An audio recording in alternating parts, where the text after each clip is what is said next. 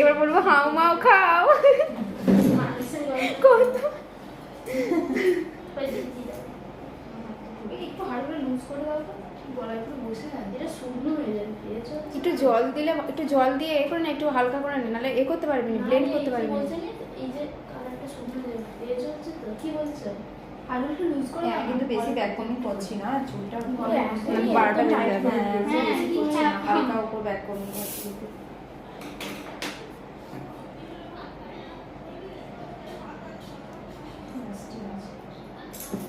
সব মিক্স করে দিই, ওই জন্য আমি করবো।